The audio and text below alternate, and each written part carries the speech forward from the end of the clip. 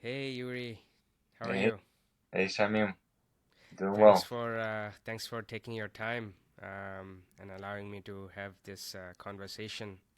Hey, my pleasure. Happy to be here. You're in Miami right now, correct? I'm in Miami. That's right. Traveling all over, sharing your medicine of cold and ice. Yes, yes. Not as of lately, not a lot of traveling, but it will pick up very soon. So I just want to let everyone know how we met. Before we met, you are a Wim Hof instructor. You also studied under Paul Chek. Mm-hmm. You are a yoga teacher, sound healer. Um, you're basically a health, nutritional, functional life coach, helping people, um, you know, in different aspects of their being, to reach their, potential, basically. And the first time I heard about you was from a friend of mine took me to one of your group gatherings. I think it was in Coney Island. It was so cold, and um, we dived into the ocean, and it was freezing cold. That was my first experience with the cold, deliberate cold exposure, as they call it. And then, yeah, it was extremely painful. The first 2 3 minutes, and right after that, there was a shift. Um, it felt like I entered a new level, a new state of consciousness, and then I came out, and that there was one of the most beautiful days. Focus, relaxation, had a for the rest of the week. And then later on, you hosted one of your events where you do actual exposure using the Wim Hof methodology. And that was the first time I sat in a bucket of cold water, and you guided the whole thing uh, really smoothly, making sure everyone is okay. And yeah, it was a life-changing event for me, and you continue to do help people all over the world, and it's a pleasure to have this conversation with you. So I would like to start by tell me about your journey. How did you come across or face to face this mode of healing? I would love to hear about your journey, Yuri. Well, Shamim, with cold exposure, I've been practicing it just kind of unconsciously, right? So we would, take ocean dips in the wintertime and on Coney Island, but it was never something that like I really understood deeply until I trained with Wim and went through the academy and really got much deeper understanding of how to approach the cold. And that happened in 2020 when I went for the winter expedition with Wim in Poland. That was a 6 day intensive, and there, it was 100 other people from all over the world, and everybody was like, a little nervous, a little scared, like, what are we doing here? Wim's, he's this crazy dude. He's got all these records, but he's saying that we could do it, and everybody's like, we're here to find out. So that's exactly what kind of happened for I think everybody that was there. I mean, there wasn't one person who wasn't a little scared or didn't have some kind of like anxiety going into that 6 day expedition. But every single person that came out uh, from that experience tapped tapped in. We tapped into our own strength. um, Wim showed us the way that we are stronger than we think that we are. We are scared to do these hard things. We think the cold, the cold is a teacher. Obviously it's not an easy thing. Is just to go back to our. I remember that day when you came when we did those gatherings in Coney Island, and I remember you very well. Um, and I also remember how after the cold exposure, you were just very calm and you were doing your Tai Chi practice. And I just saw you meditating, and I was very impressed. I actually didn't know that it was your first time. But basically, this is what happens when um, it is important to be guided at first to really get a transmission to how to get into the ice, how to breathe in the cold water, um, what not to do, right? There's definitely safety is a concern, and you really want to be safe, so you need to listen to your body. It's important not to overdo it, not to stay for too long, right? Like some people do, and it's an incredibly empowering experience. You realize that you can do this. You can do this consciously, um, with full presence, and then you set the intention. The intention setting is a really important part of conscious cold exposure, and your intention goes a long way. You have to know why you're getting into that cold water. Why are you doing this particular practice? As a matter of fact, why are you doing any kind of practice? Why are you getting up early in the morning? Why are you drinking, warm water on an empty stomach? What is the reason behind that? You know, what is the reason behind your routine? Once you identify with that why and really do all these practices consciously, it really makes all the difference. It changes deeply at the cellular level how your body perceives these practices and how you are able to integrate them um, into your life and then get the full benefit from them. But just to go back to how I got into this cold practices, yeah, I went to Poland. I trained with Wim. I had a transformative, life-changing experience there with him. I did go in there with a bad back. That long story. I'm not gonna get into it on this podcast, but I've spoken about it many times. But I was in pain, and I've kind of that pain was a teacher. It really guided me on that expedition, and then after I came back, it changed my life, and I decided that I really want to share what I learned from Wim at that expedition, and then I went into the academy. I trained in the academy for a year, and I became an instructor. Hmm. Thanks for sharing. Hmm. And yeah, and you bring in your own flavor to the teachings as well. You studied different traditions, you studied yoga, you had some plant medicine experience in the past. Tell me how, and you also, and you did some, did some work with Paul Chek. How did you bring all these other elements and made the integration so that you can, help people, serve people? What was Hmm. that like? Shamim, um, the biggest thing I got from Wim Hof method and Wim is Wim's essence. Wim's essence uh, teaches us that we are limitless. That um, there are really no boundaries to what we can do. And so when I teach a Wim Hof method workshop, I really want to bring out the essence of Wim. And here, of course, I'm teaching the Wim Hof method primarily, but also I'm integrating things that are very close in line with the Wim Hof method and with what we're doing as far as like the breath work. It's rooted in pranayama practice. I've been practicing yoga for 18 years or so. So um, I want to give the participants a look into where is this how does this integrate into your daily lives, right? So yoga, holistic coaching is healthy living. If we do or incorporate just a little bit more, right,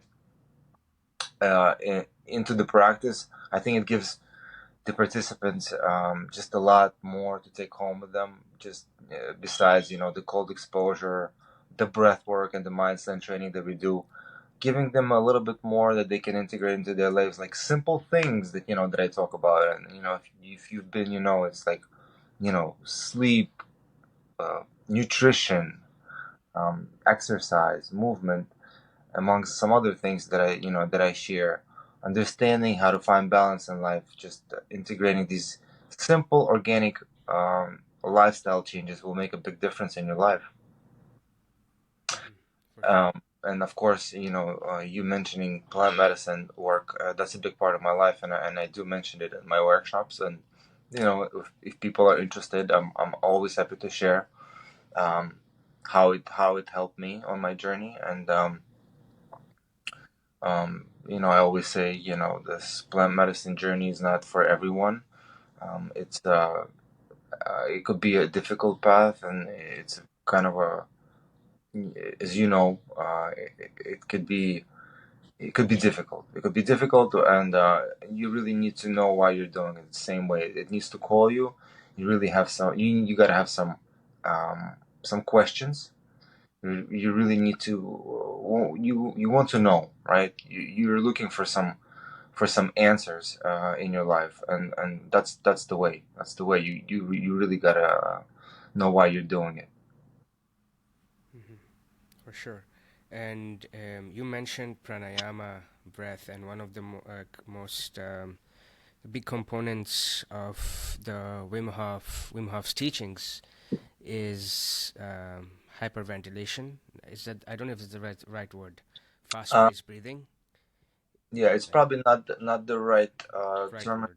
for the Wim Hof method style breathing, but I like to call it energetic style of breathing. We are breathing in a lot of oxygen, so it's a full deep breaths with different rhythms. Some slower in the fundamentals course, and there is also the advanced technique that is a little bit faster that incorporates some mouth breathing.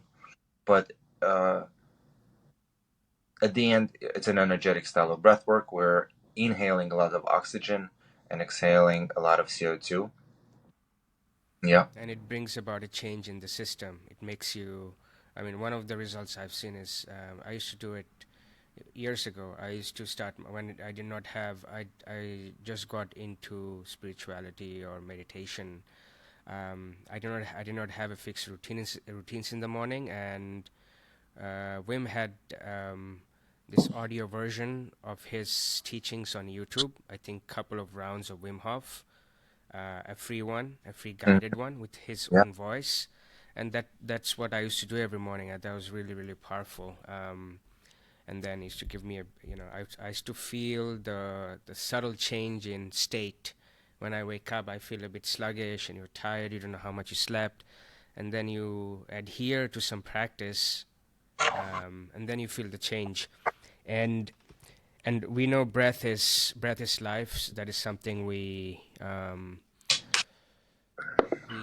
are not, majority of us living in society are not super conscious of or grateful or understanding the gratefulness of having being in this planet, being here, protected and given this beautiful,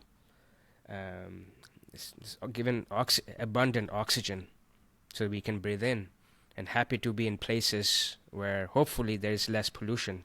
So I'm curious about how Wim how did he get to discover this style of breathing? I know it has some roots with ancient Tumo style, Tibetan style breathing, and other pranayama.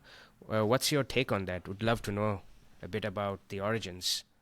Um, so as Wim says, he discovered this type of breathing once he started getting into the cold water, and naturally, he was guided into just taking in these breaths. Um, I don't really know like the full story how he developed it, but from what I heard from him directly, he says it just came to him once he started getting into the cold water. But I do know that Wim traveled quite a bit. He was in India. He's a yogi himself. He's been like all over the world. So I'm pretty sure he studied from many different people. Or he's an explorer. You know, this is what he's tried all these different things and came up with his own method. And I think it's wonderful what he's doing. I think he's bringing a lot of awareness and the method to people that are kind of they're beginners. They've never done yoga. They've never done breathwork. They don't know what cold exposure is, and he's really taken that Wim Hof method and made it mainstream, accessible to all these people who have no idea what yoga is, who have no idea what breathwork is, and but they know what Wim Hof method is, and in their lives. So I think it's amazing. I applaud him for that, and him and the thousands now of instructors that have been certified through the Wim Hof Method Academy that are sharing the method globally. There's more and more instructors. Um, some amazing people are out there. So yeah, it's only going to grow. I think the method is still not in the infancy state, but it's still on the incline, and it will grow even more. Um, you know, as a matter of fact, when I was in Poland, um, was it 3 years ago or so? I think as a participant at the winter expedition, there was 100 people, and I'm going to be in Poland in about a week and a half, leading a group now as an instructor, and there's going to be 400 people. So then the method is growing, Wim is becoming more and more popular, and who knows what will be in 3 years, right? How is it like up there in Poland? Can you describe it? Because I know it's way up there. You guys are hiking and trekking shirtless, correct? In the cold. Yeah, that was that one thing that we kind of me and my friend were at when we were going like going shirtless, 3 hours up a mountain.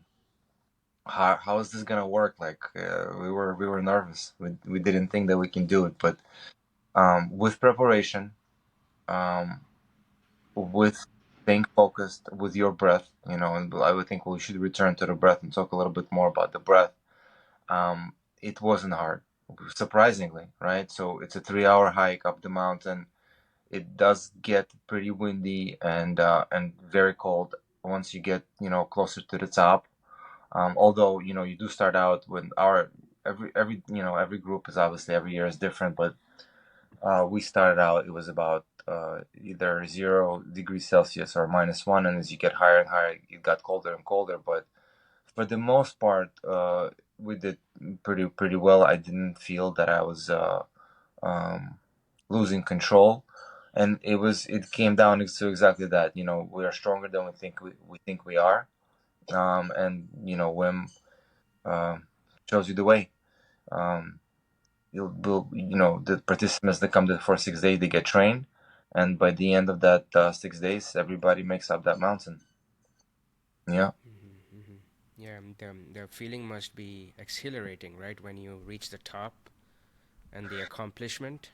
Um, yeah, yeah. Absolutely empowering experience. Yeah, once you get there, you're like, it wasn't even that hard. This is what I remember from my personal experience. For me, I was like, wow, we did it, and we are okay. Nothing throws off. Everybody's good, and in fact, I felt so great. I just, wow, I just, I'm just keep coming back to that feeling how empowering I felt, and just for weeks and weeks and weeks after the expedition, I felt so motivated, and something kind of like clicked open inside of me during that week where I felt like I was truly ready to share what I had accumulated throughout my life. And as you know, like uh, I was already teaching yoga, but that. kind of catapulted opened up another door. So to teach the Wim Hof method, but also once I got back, I started.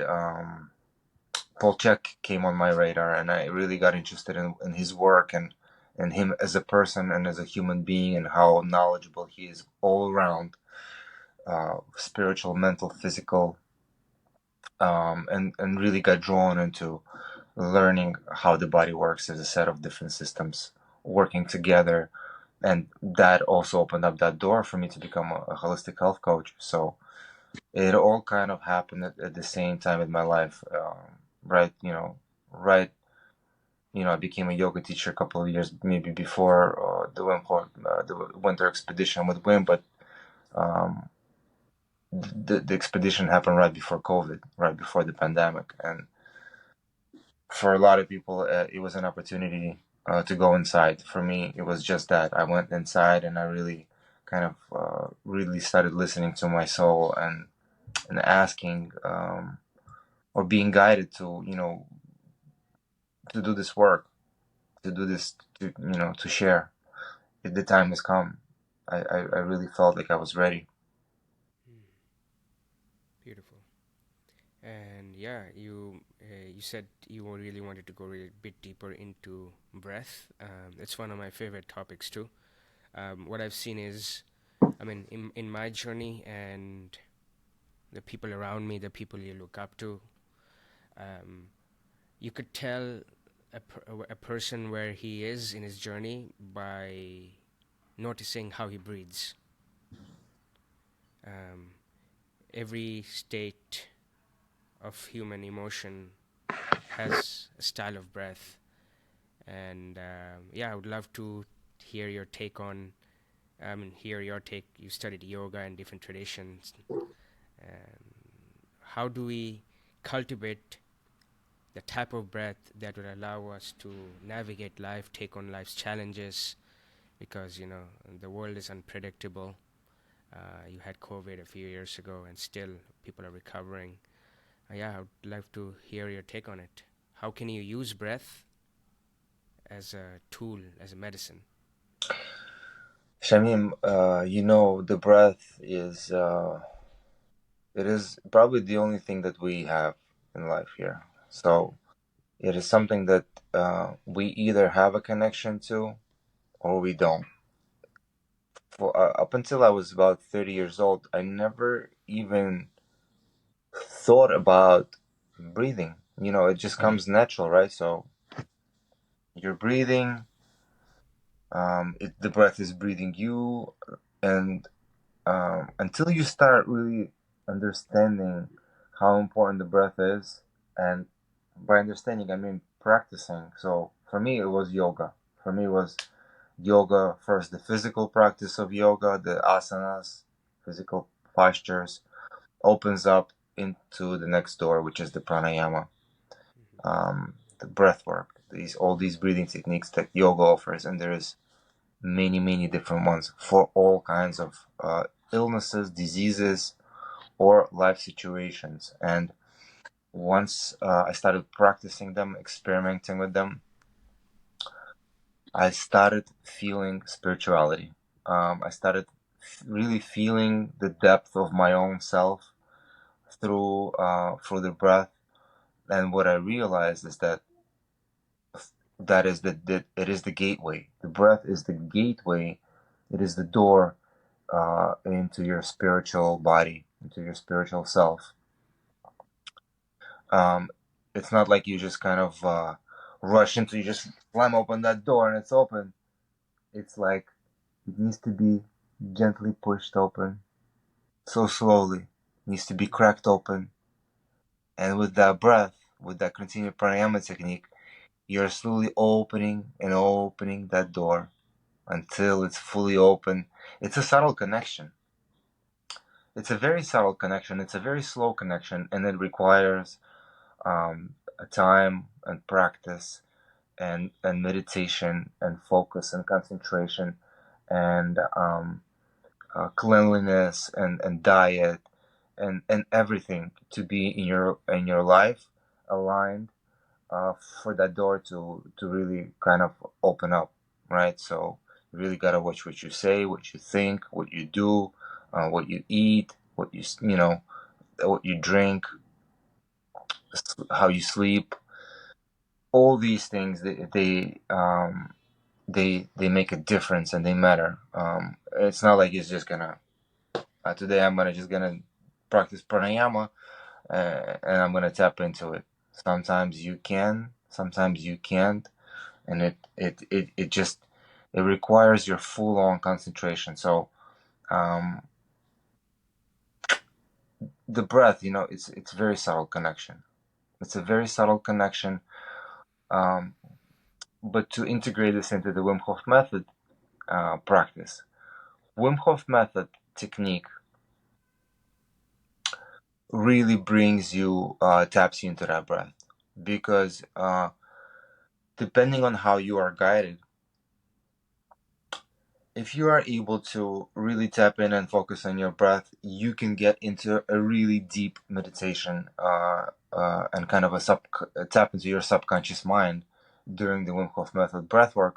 And then, a really important part of the Wim Hof method breathwork, how I do it, is the meditation part.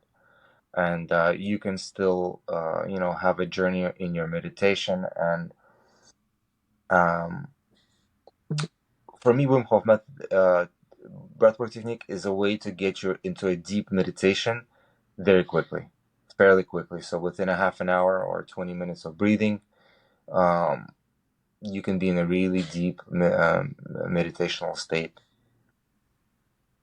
through this breathwork. Mm.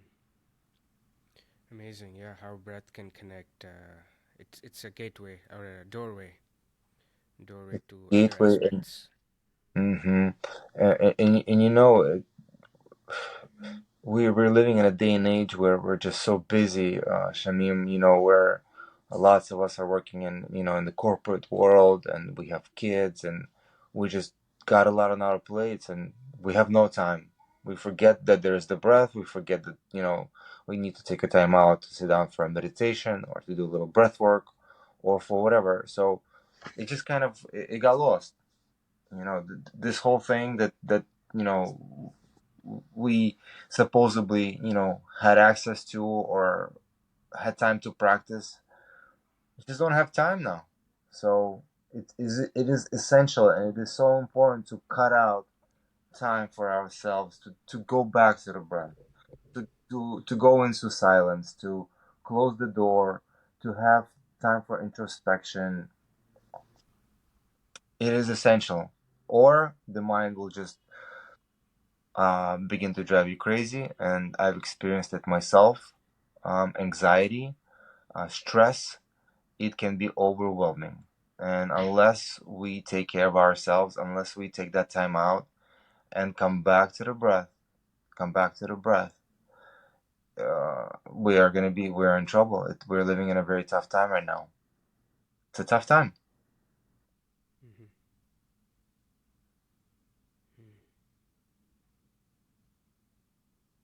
What do you think? I mean, yeah. I mean, I'm just sort of re just seeing the way breath has changed my perspective on my life, like based on what you said, and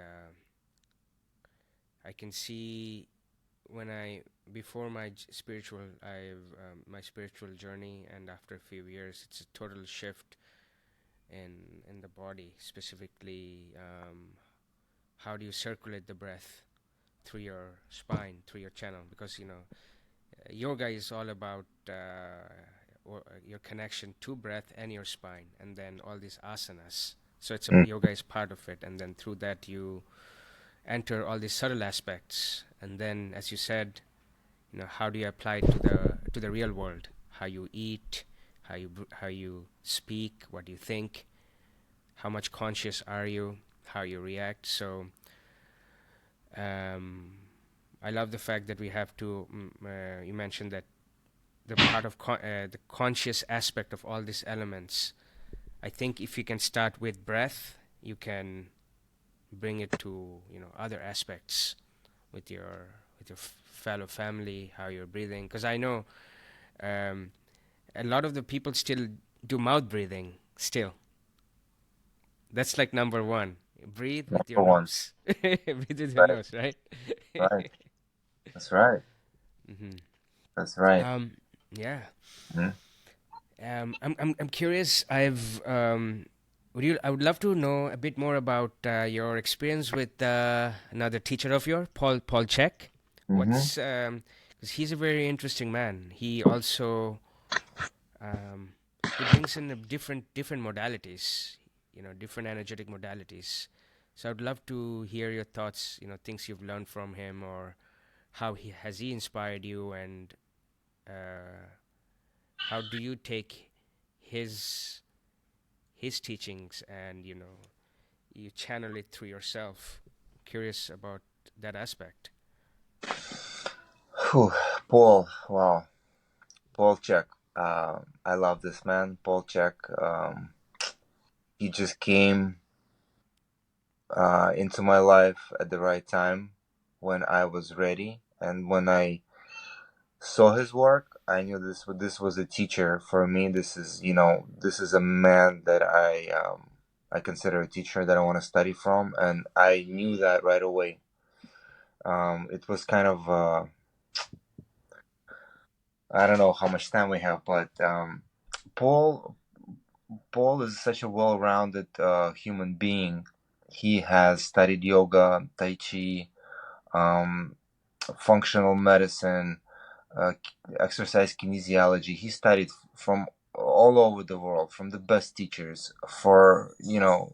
He's 61 or 62, I believe, right now. He's in incredible shape, and he's also uh, an explorer of human consciousness. Um, he's worked with plant medicine for a very long time, with all kinds of different plant medicine. So he's experimented on himself, and he is wide open. Like, his consciousness is incredibly connected. He's an incredibly connected human being, to not only to his soul, but he can feel people, and he is he's very knowledgeable. So when I kind of saw him, I thought that he just teaches Tai Chi, so I got kind of drawn into his meditative kind of being, and then I saw that he has an institute. He has a CHEK Institute, a holistic health institute uh, that is founded in San Diego, and I signed up for a course. And after I took that HLC 1, which is the Holistic Lifestyle Coaching Level 1 course, I knew that this is obviously he wasn't teaching that course personally, but I knew that I want to go further, and I really want to go deeper, and eventually I wanted to learn from Paul directly. Like, I had that intention. So as I continued my studies in the Czech Institute, at one point I got to meet Paul. I took a course with Angie Czech. She was teaching HLC 2 in San Diego. There was a mention of Wim Hof method. I got a chance to share the Wim Hof method with Angie, and then I met Paul. And the few times that I got to meet with him personally, I got so much knowledge and just wisdom from Paul, that I'm just super grateful just to come across him just once or twice in my life. But whenever I get a chance to see him, even for a short time, it's something that I cherish very closely to my heart, because he is a man that I look up to, and I respect him so deeply because of um, of his root. Like, he does what he says, and he says what he does, and he's very open about his life. Um, he's just a role model for me.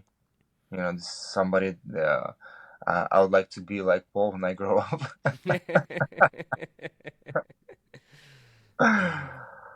But Paul puts out a lot of information on the internet. He's got a YouTube channel that is completely free, and he's got a podcast which is incredible. It's called Living 4D. That's where I kind of got to know him and what he's all about. So for somebody who is interested to know, who Paul is, I highly recommend check out his YouTube channel or the podcast. He shares with abundance. I learned so much only from his podcasts. He's just putting a lot of information out there for free, and I commend him for that. He's a walking library. The guy is he's got a big heart. He's got an incredible way of teaching people. He'll never make you feel stupid. He will always meet you where you're at, and he's a lot smarter than all of us. But um, Paul is the man. He's the man. Hmm. Yeah, those are the hallmarks of a good teacher. It's very hard to find the right teacher. You have so many different traditions, so many gurus, with each one having their own unique style of marketing. So, um, in the past you had to spend time with your guru, like for months, years, for the transmission of knowledge. I think that has been lost, and I think some parts of the world it is still present, like in India and Mm-hmm. China, and this all these ancient traditions. And if you look at plant medicine too, it's like marketed so widely that you'll find a shaman right in your your neighbor is probably a shaman too. So it's Your like your corner bodega. yeah. Oh, yeah, yeah. So whatever the tradition is, it has to be rooted in, it has to be grounded with solid teachers, solid lineages, and I love the fact that Paul, being him open and taking in his openness to all different traditions, and then he's transmitting it. You can feel it through him, and then that will open you up to learning, integrate the art of integration and Mm. bringing your truth to the transmission, basically. Yeah, I would love to chat with him one day. This is a brand new podcast, so I'm getting more, and it's attracting a group of people, like-minded people. The last person I spoke to, he was an Aikido master, also trained in qigong and Reiki and different healing. And then before that, I've had some experts from Tibet, and now I'm having you, who is you're an expert of your own with all different modalities. So yeah, this is where this is going, and I'm trying to focus this on more on the aspect of there could be, at the end of the day, there could be hundreds and hundreds of modalities in different cultures and different traditions, but it has to have a right fit with you, right? Like you said, plant medicine is not for everyone. Mm-hmm. um, and speaking about that, I'm curious, what medicines did you try in the past? What was your, if you want to go, if you are not, then it's totally fine too. Mm-hmm. um, Well, yeah, we can talk about it. We can talk about um, primarily the medicine that I incredibly grateful for is ayahuasca. Ayahuasca is the plant medicine that I've been working with for about 15 years or so. Very familiar with this medicine. Um, I got a chance to be really intimate with with ayahuasca in the jungle on 3 occasions where I did it, dietas. And for somebody who, doesn't know what a dieta is, a dieta in the jungle is um, you get to spend, let's say, 10 days in solidarity and you're living in your own kind of tambo, and there you have several ceremonies, or maybe, three, four, five, where you really go deep within, and you get to diet on other plants that are not psychedelic, that that You're are. speaking about the Shipibo tradition, correct? Or Yawanawa? No, I did not. I haven't worked with Shipibo people, but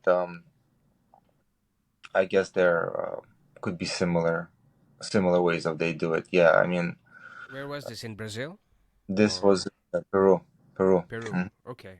Mm-hmm. There is, I forget the name. There's another tribe besides Shipibo, Peru. Okay, yeah. Mm-hmm. Um, what can I say about this particular medicine? Um, it works with your nervous system. It works with your psyche, with your mental, emotional body, and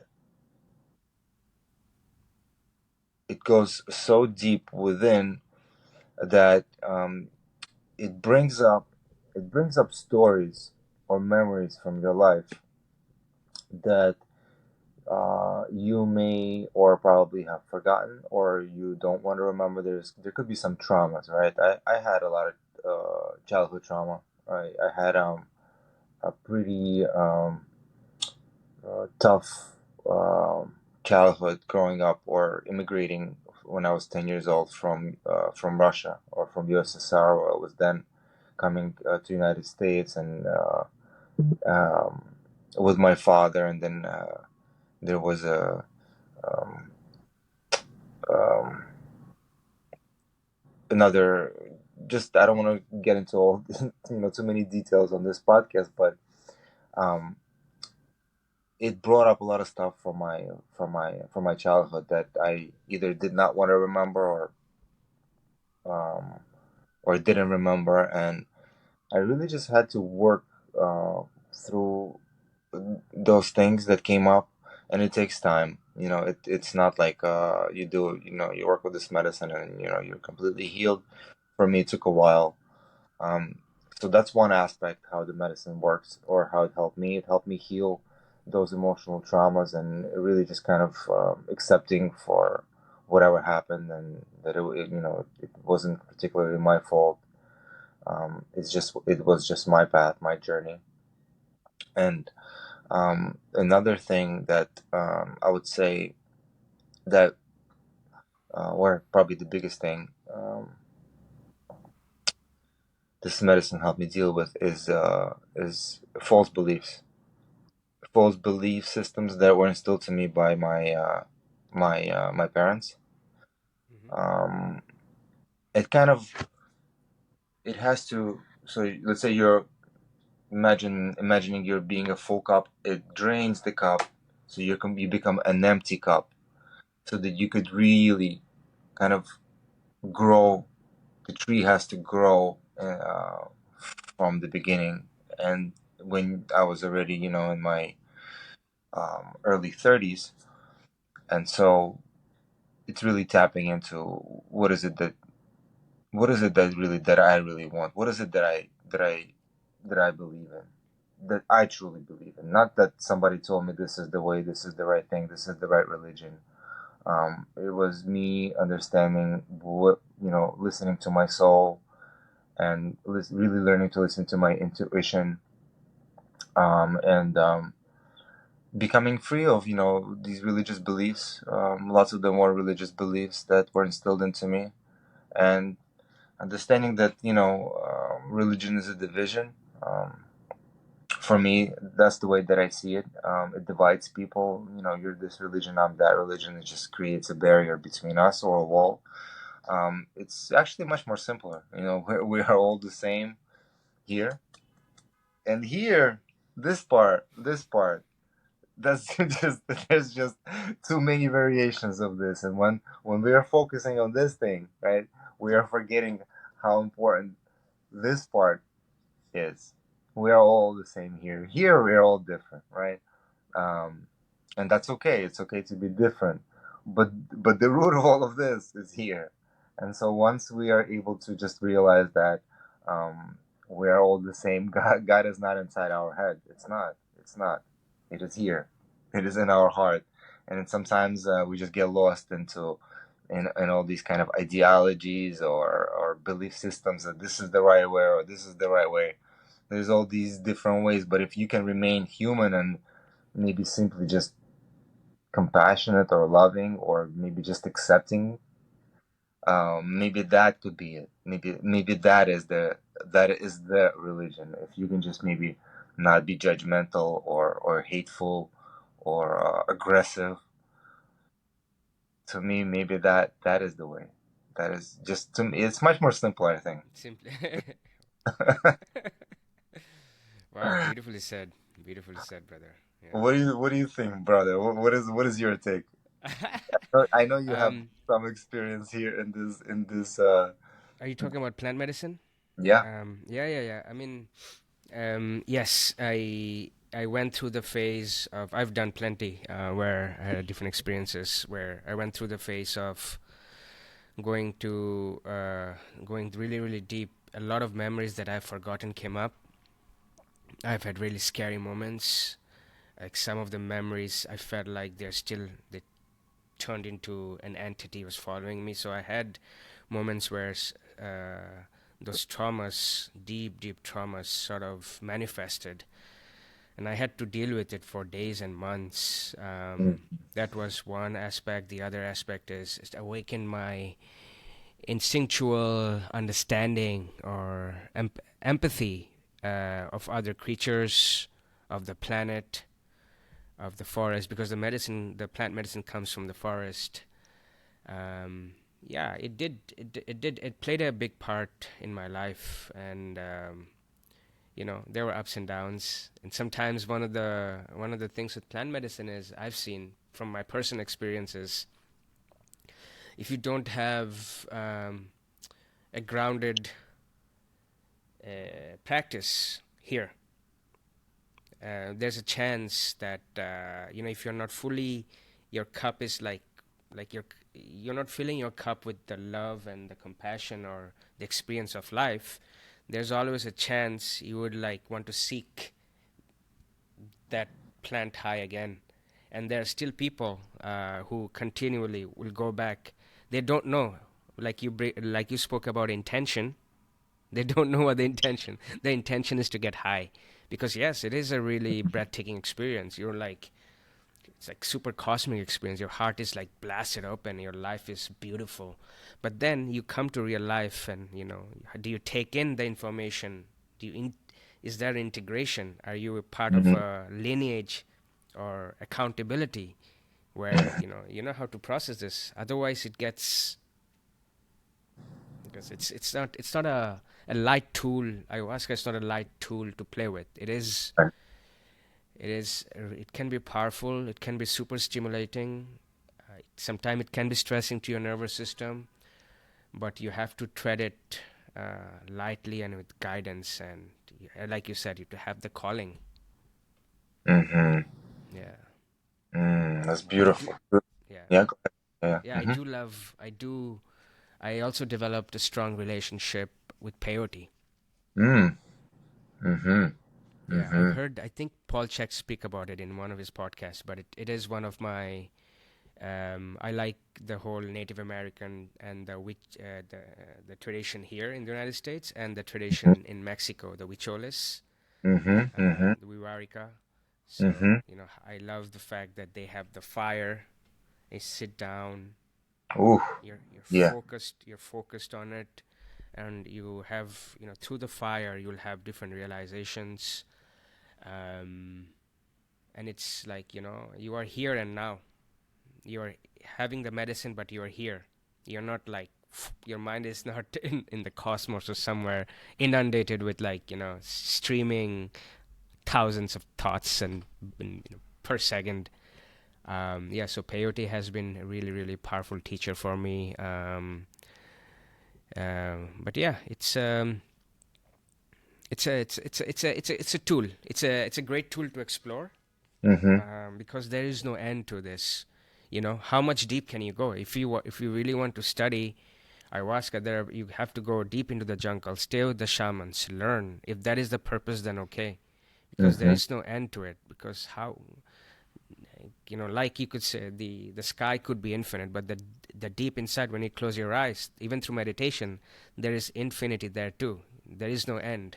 So, Mm. it's your path. Do you want to tread the path of yoga? You want to tread the path of ice? You want to tread the path of fire? Maybe through sweat lodges or the heat. There's so many doors available. So which one, which one is calling you? That's the question, right? All of them. All. That'd be nice, right? If we had so much Why time not? in our hands. Yeah, I mean, why can't we explore? Why do I have to do only yoga and not explore plant medicine? I mean, there may be some teachers out there that would say Mm, that yoga, they're like so very strict, or mm. you know, and I understand that, but they're the ones that have never tried plant medicine. That's the thing. So They don't know. Yeah. I'm not judging anybody. I'm just doing my path. This is my normal. This is my life, and I choose to live it this way. And I don't want to cut myself out from all these experiences. And like I said, maybe for somebody who grew up in India and they grow up in an ashram, they probably don't need plant medicine. Maybe they just didn't.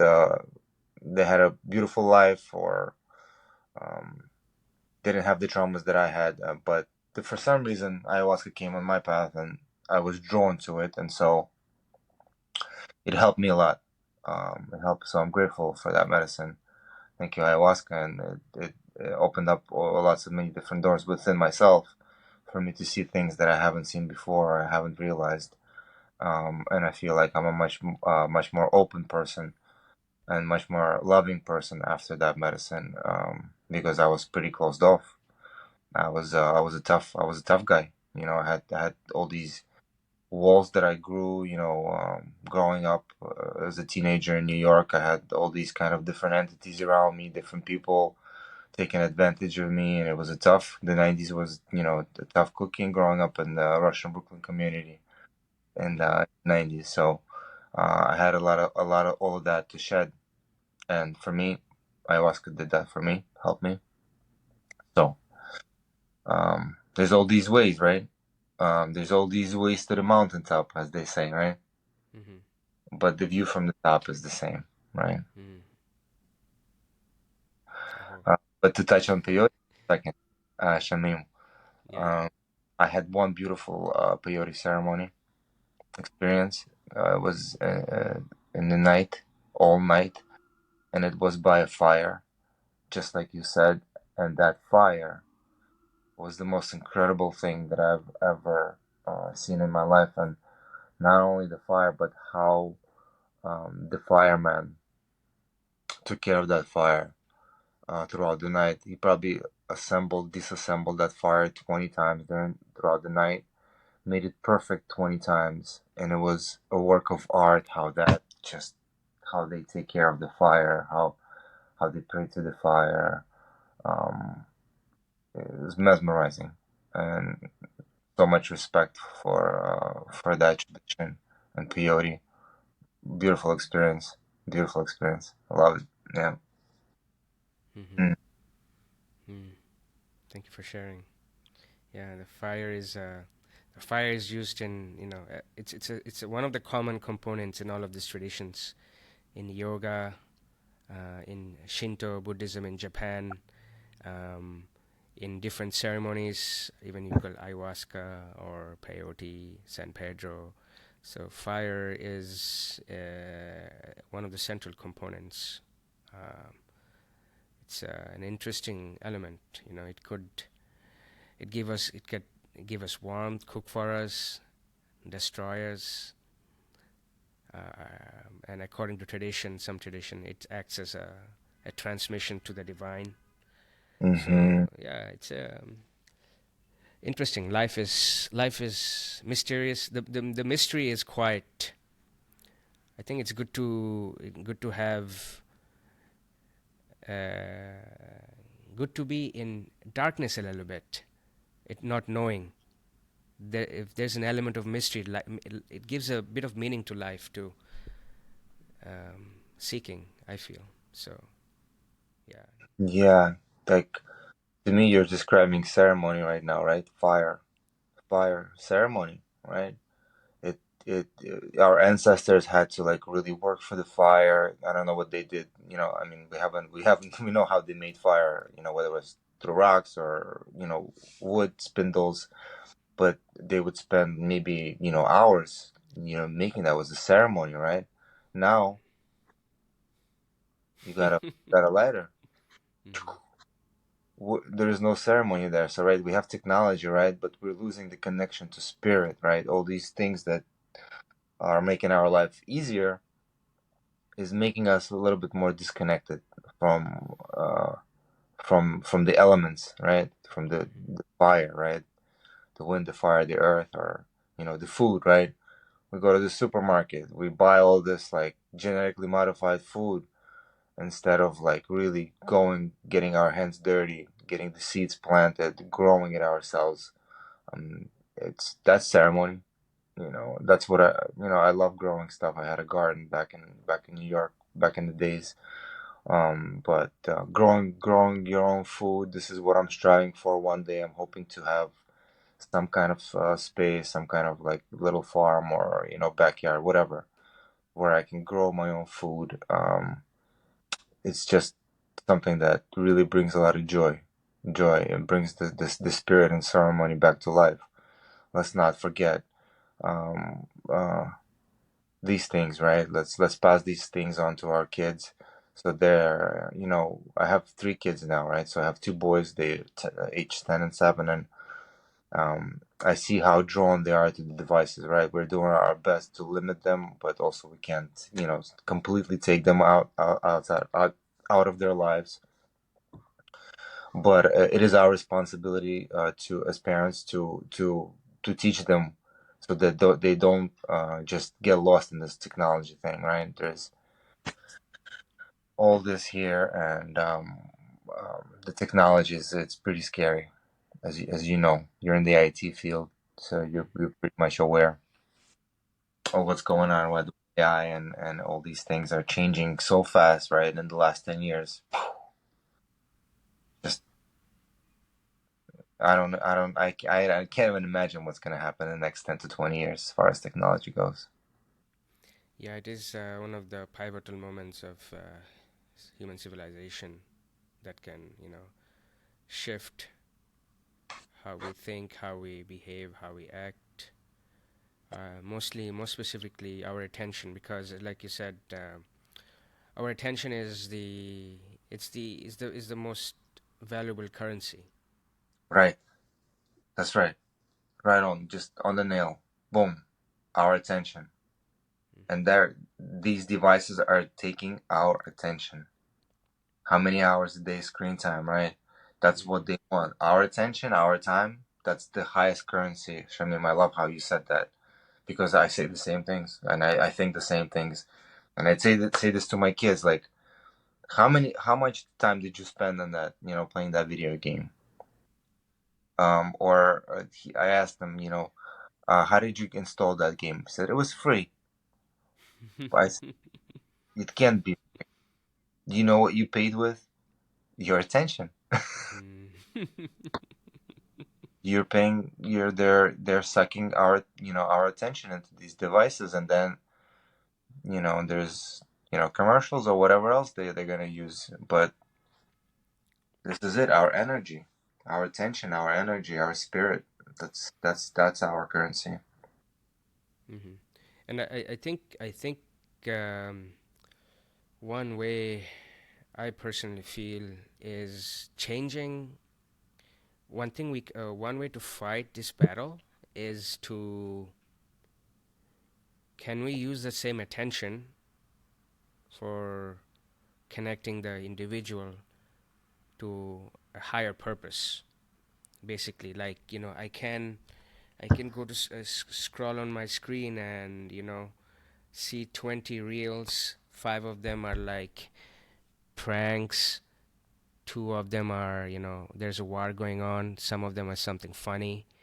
Mm-hmm. And but what if we see the screen gives us information about, say, the water crisis, the deforestation in South America, the the corruption in South Africa Hmm. or East Asia, making us more globally aware, so that we think about it as young kids, and then we we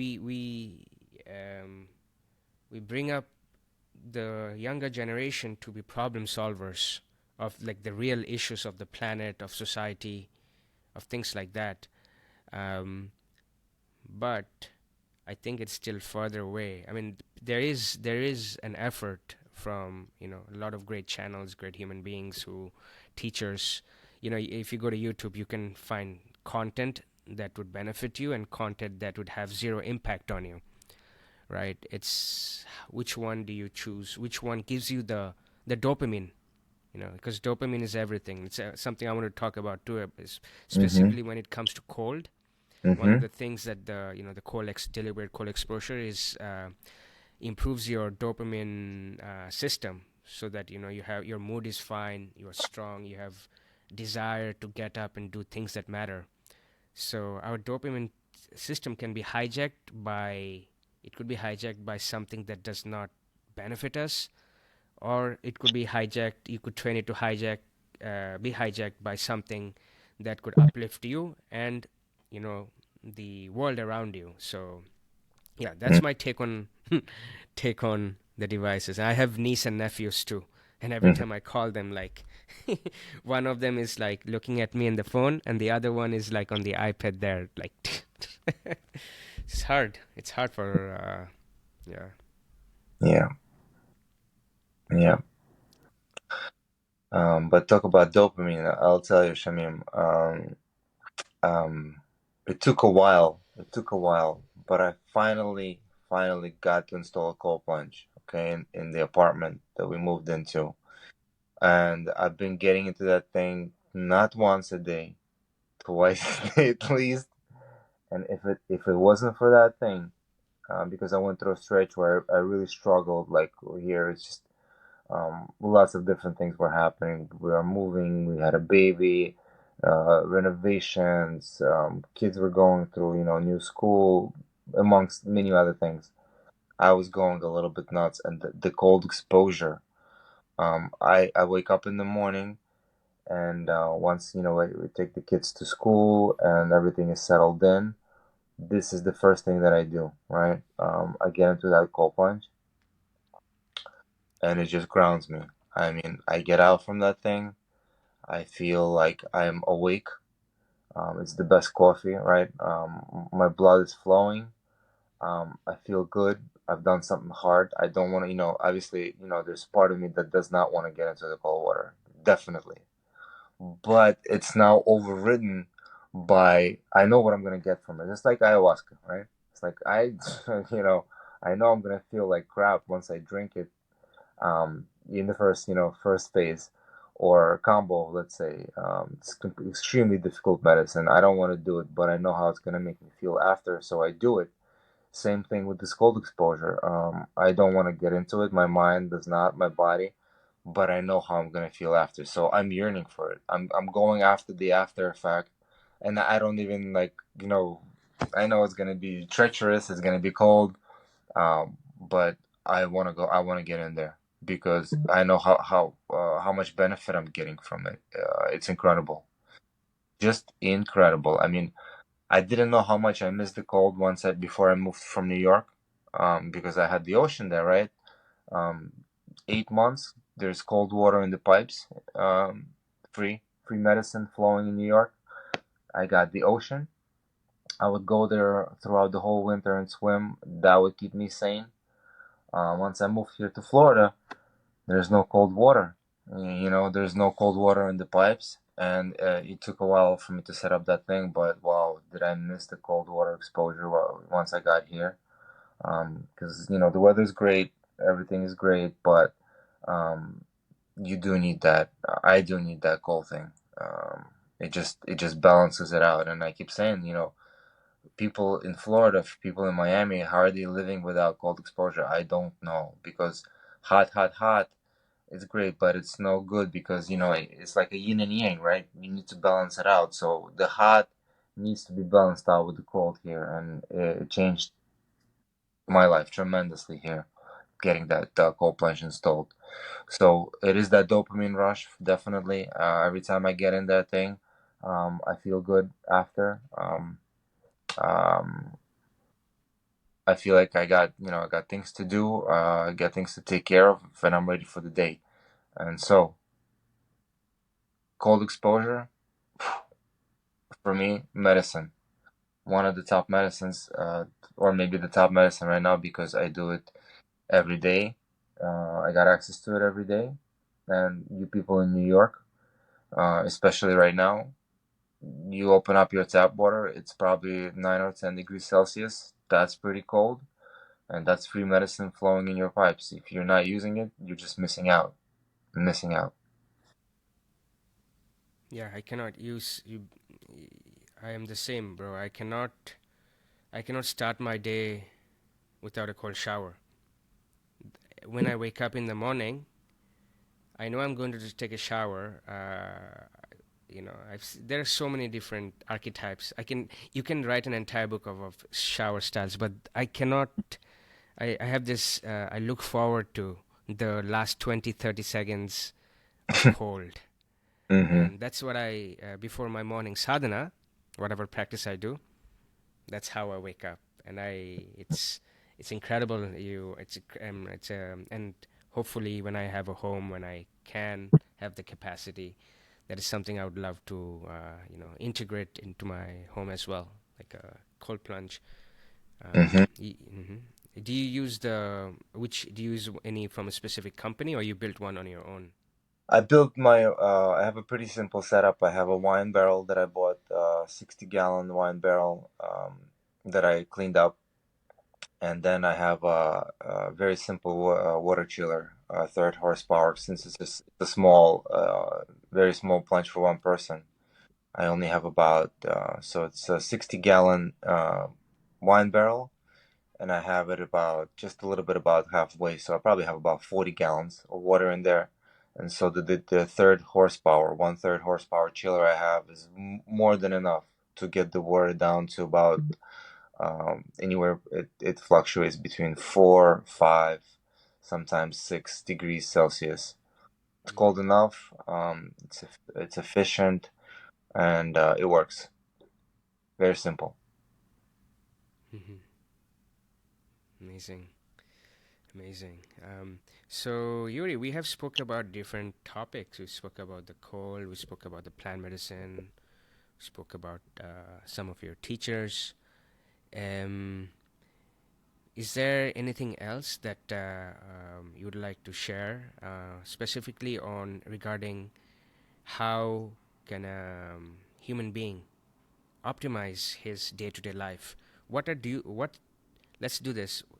I would love you to share some simple practices that someone can embed into their days that would give them more alertness, more focus, more energy, and you know make them Mm-hmm. happy and less anxious. Mm-hmm. I would love to know the Yuri protocol. Okay. I will give you my protocol, or at least some of it. Okay. Sure. Very simple. You wake up in the morning. Before you do anything, you gotta drink a tall glass of warm water, right? Whether you're gonna do it with some lemon in the water, I like to do it with a dash of apple cider vinegar. Um, nice tall glass, okay? And once you do that consistently, you'll notice how your digestive system is gonna react. So within probably next 5 minutes, I get a call to go to the bathroom, right? So I get a bowel movement, which is great, right? It's awesome. So that means your digestive system has already started working. You get a bowel movement, something is number one and number two, preferably number two. And then, cold shower, um, cold plunge, get outside if you can, right? Um, get some sun in your eyes. Sun is important. Vitamin D is important. Take a vitamin D supplement in New York. Your body doesn't synthesize vitamin D in the winter time, so get a good vitamin D supplement. It's important, especially for immune function. And figure out a way how to move 20 minutes a day. Whether it's going to be a yoga class, you're going to go outside and walk in the park, you're going to take a bike ride, or you're just going to walk. Whatever it is, get that at least 20 minutes. I like to go outside for a walk after a meal. So after I've had my meal, and usually it's somewhere in the midday time, it helps with digestion, especially if I ate a lot. If I had like a day where I've done some physical activity and I've had a good amount of protein, I like to go for about a 15-20 minute walk to help with digestion. I bicycle ride whenever any chance that I get. And here's the thing, right? Here's the thing that is a big part of my life. Sauna, okay? Sauna is an incredible way to release toxins. I have a sauna in the building where I live, so I go to sauna every single day, almost every day. So, when I was living back in New York, me and my friends would meet up in the sauna once a week, and we would have like a long 4-hour session. So maybe I'll do that once a week with my friends here with the Phoenix and the full thing. But 15, 20 minutes, half an hour sauna, a couple of in and out is just helps me tremendously. Just first of all to release toxins, but also to release stress. So I have hot cold. That hot cold protocol, amazing. Okay, so if you can get into the sauna and then jump into the cold, get into the sauna, jump into the cold, do that 2 to 3 times. I don't care how much stress you've had that day. By the time you leave that practice, you're gonna feel recharged. You're gonna feel your stress levels are gonna get released, and you're gonna feel more energy. You're gonna be able to go to sleep much more easier, and you're gonna have a very good night's sleep, and you're gonna wake up like a new man. Okay, so very simply put, right? These are the things that you can do, and of course, there's more like eating right, right? Buying organic food, eating um, the right amount, the right food that's for your body type, right? Shamim, I don't know, I forget. You're from, I think, Bangladesh, no? Yes. Bangladesh, right? Hmm. So it depends where you grew up, what who your ancestors are, what your genealogy is. That means maybe you're a vegetarian, maybe some person like me is drawn more to protein. As I got older, I got to listen to my body, and I studied Paul Chek's work. I started understanding that my body, and I started experimenting, right? I started experimenting, and what I learned is that my body type requires more protein, so I eat like organic turkey, organic chicken, or some wild caught fish, or now I've been incorporating some lamb. I feel really good on it. That my body digested well. I of course I have some vegetables, less and less carbs, less and less sugar. And if I do that, I feel great. I feel lots of energy. I feel lean. I'm not putting on any extra weight or extra fat. And I'm not saying that's going to work for everybody because we're all different. We may look the same on the outside, but on the inside, we have all these our stomachs looks different, our digestive organs tracts looks different, livers are different sizes, and all that stuff. So understanding what works for you, and once you listen to your body, see what your bowel movement is like. If you get a stomach ache, if you get constipation, if you get diarrhea, that's your body talking to you, right? Telling you ate something that isn't good for you. And so when everything is working properly, you're gonna feel amazing. You're gonna feel great. So listening to your body, tapping into your own self, and all these are organic things that I just share with you, they're gonna help you do that. Routine, consistency. It is the most important thing. Getting up early, going to sleep not too late. With 3 kids, it's been tough. I'll be honest with you. But I've been doing my best, right? We'll go through phases in life. There was a phase when COVID started. I meditated every day for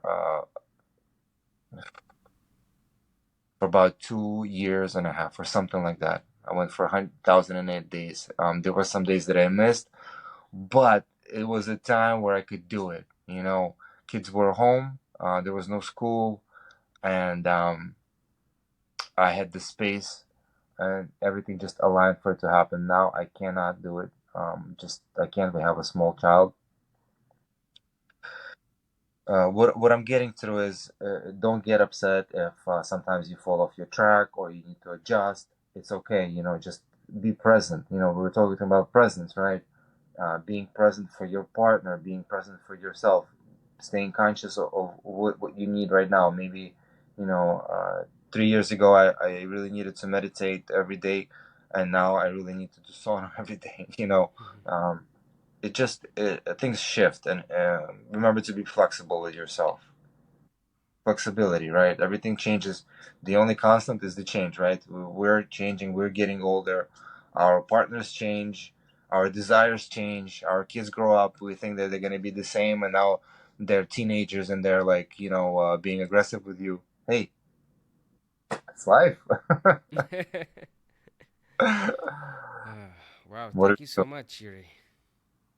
Of Appreciate course. it. Yeah, you have shed valuable light, and um, you you opened up different thought patterns in me, and I know we could keep talking and talking. It's a never-ending topic. But it's an honor and pleasure to have you in my podcast, and thank you so much. I will, for the listeners, I'm gonna share links on my channel, how to reach you, how to find you, and you know about the trip that you're leading some folks to in the mountain in Poland and sometime this month.